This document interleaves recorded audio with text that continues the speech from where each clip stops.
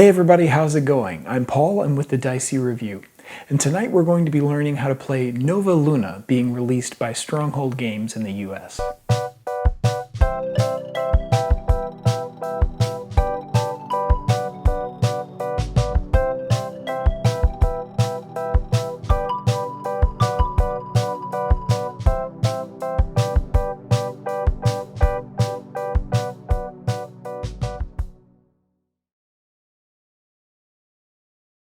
Nova Luna comes with all of the components that you see here, including 68 tiles in 4 different colors, 1 moon wheel, 1 marker, and 84 different player discs in the 4 different player colors.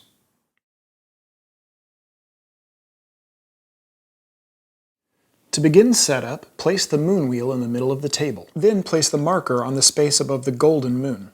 Next, shuffle all of the tiles face down, and then place 1 randomly drawn tile face up on each of the remaining 11 spaces of the moon wheel. From the remaining tiles, form a few face down draw piles and place them near the moon wheel. Next, players can choose their player color. If this is your first time playing Nova Luna, the rulebook recommends reducing the number of discs that you play with.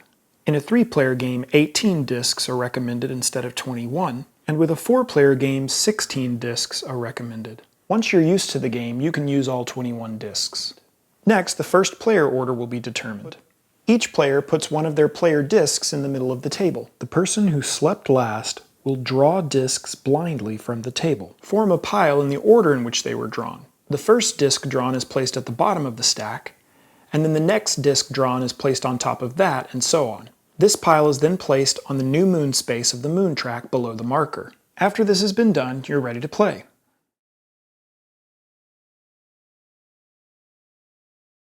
In Nova Luna, players will be collecting tiles on their turn to try and accomplish goals and get rid of all of their player discs as fast as possible. Each tile will have a few different components. Each tile will have a different color: blue, yellow, turquoise, or red.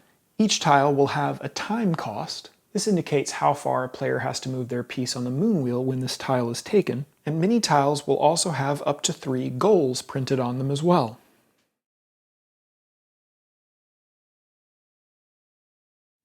During a game of Nova Luna, players will take turns selecting tiles from the moon wheel and placing them in their own personal area to complete goals. Players will take turns based on the location of their player disc on the moon track. There isn't a set turn order in a game of Nova Luna. It's always the turn of the player whose player disc is farthest back on the moon track. And if there's a tie, it's the player's turn whose disc is at the top of the stack. So for instance, at the start of the game, the black disc gets to take the first turn. They're on top of the stack. After they've taken a turn which may move their disc forward, after taking a turn and moving their disc forward, it would then be the orange player's turn, as they're now the farthest back on the track. It's important to note that if they take an action that only moves them a short amount on the moon track, they get to go again until another player is behind them.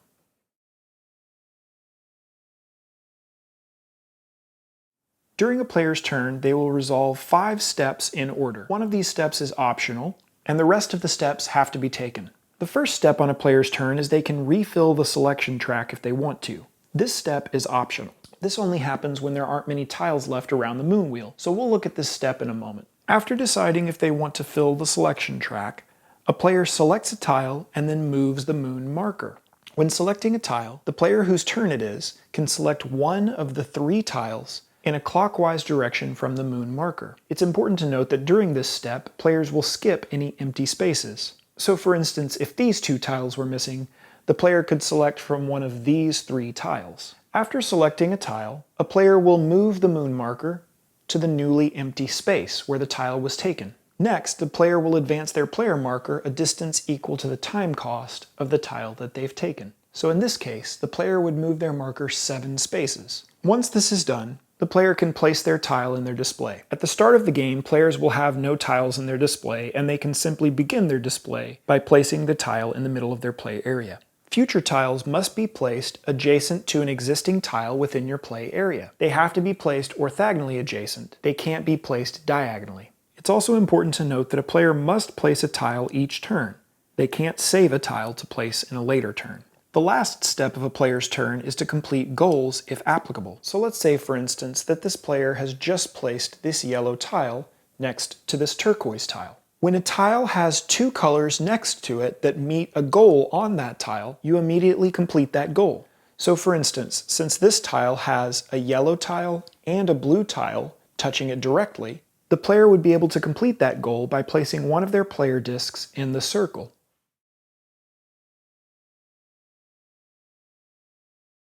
It's also important to note that a player can complete a goal using a chain. Chains are groups of tiles of the same color that are all horizontally or vertically adjacent. So for instance, since this group of turquoise tiles is all connected, this blue tile can use them to fulfill this goal. They're grouped together and added as three of the same color. So by placing this final turquoise tile, this player has met this goal. If on a later turn, a player were to place this yellow tile here, this would create a chain of two yellow that's connected to both this tile and this tile. This would complete both of these goals, allowing players to fill in these two tiles. In addition, when this tile is placed, it has a yellow and a blue tile touching it adjacently, so you would be able to complete this goal as well. As you can see, careful planning and placement of your tiles can result in many combos and chains reacting at the same time. One thing that's important to note is that a tile can't count itself in its own chain, so a player would have to place a fourth separate turquoise tile before this goal would be met. After a player takes their turn, if they still have player discs remaining, the next player who's farthest back on the moon track would then take their turn. It would then be this player's turn and they would return to step 1 of the turn sequence. This pattern will repeat until the game ends. Now that we've looked at most of a player's turn, let's look at the optional first step of filling the selection track. At the beginning of a player's turn, before they take any of the other steps of their action, they have the option of refilling the selection track if there are only 1 or 2 tiles remaining on the selection track. In this instance, they're able to refill the track if they want to. When refilling the selection track, a player will draw tiles and place them in a clockwise direction starting from the moon marker. Once the track is completely filled, the player would then take their turn, beginning with selecting a tile and moving the moon marker. It's important to note that if there are no tiles left on the selection track at the beginning of a player's turn, they have to fill all the empty spaces. And if they run out of tiles while doing this, fill up the selection track as much as possible.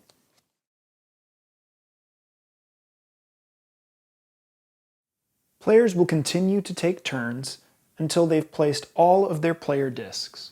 When a player has placed all of their player discs, the game will end and that player will win immediately. The game would also end if a player can't select any more tiles because all of the tiles have been selected. If this is the case, the player with the fewest remaining gold discs is the winner.